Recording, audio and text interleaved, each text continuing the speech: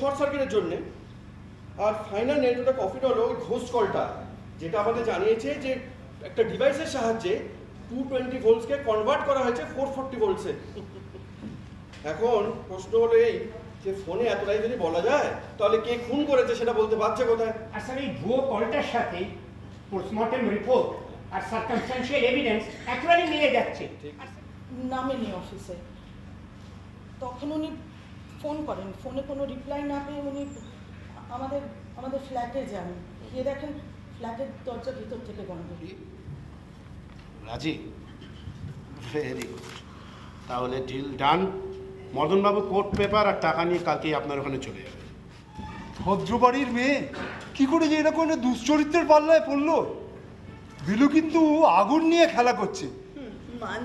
মানছি সে পড়াশোনায় মাঝারি মানে, তা হলেও সে রূপবতী এবং যথেষ্ট বুদ্ধিমতী। হ্যাঁ হ্যাঁ, জানা আছে দৌড়।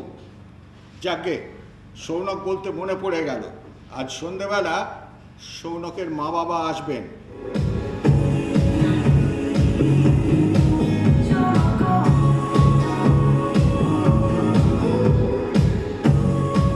আমার জেদি একরক্ষা বন্ধু বিয়ে করে ফেলল, আর তারপর ওরা চলল পাটায়া হানিমুন।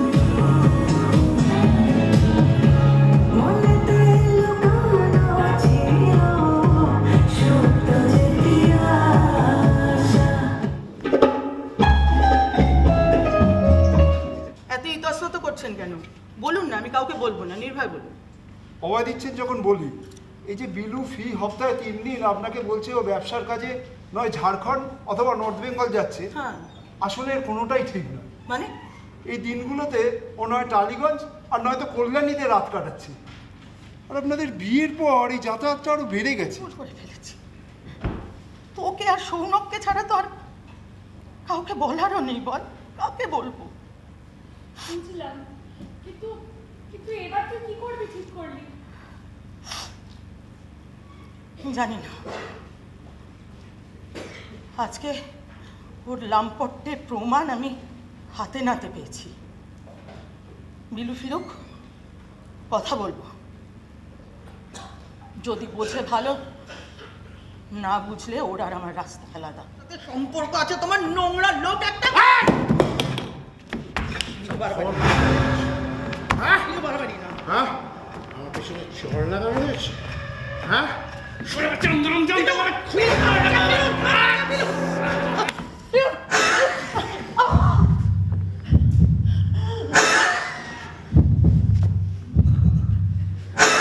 দিনের মতো বন্ধ।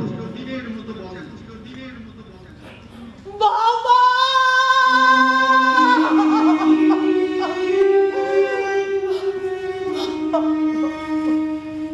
আরে মহালয়া 7 দিন আগে থেকে আমি দিল্লিতে ছিলাম পার্টি কনফারেন্সে।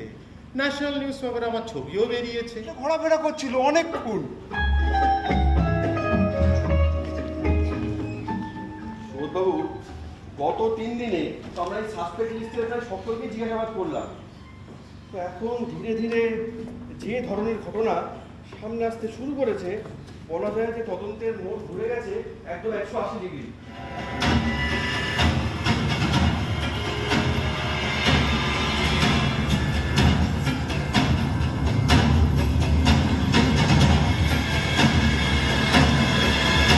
মানে সব এভিডেন্স এখন পুলিশের কাছে। You bitch! You set me up! মুখ খারাপ করে না, তবে চিন্তা নেই, পুলিশ আমাকেও অ্যারেস্ট করবে বলেই রেখেছে। তুমি আর আমার বাবা মিলে আমার প্রত্যেকটা অপমানকে, প্রত্যেকটা গ্লানিকে সেলিব্রেট করেছো, মজা করিয়েছিলে আমার অল্প বয়সের ভালোবাসার। হ্যাঁ, দেখো দেখো, তোমার রূপবতী মেয়ের মানসিকতা। আজ এই দিনটাই দেখার বাকি ছিল। দৌড়ে সবার নাম শিরোনামে জায়গা নাও পেতে পারে, কিন্তু মেধাবী ও কম মেধাবী উভয়েরই সহাবস্থান সমাজের বাস্তুতন্ত্রে ভারসাম্যের জন্য ভীষণ জরুরি।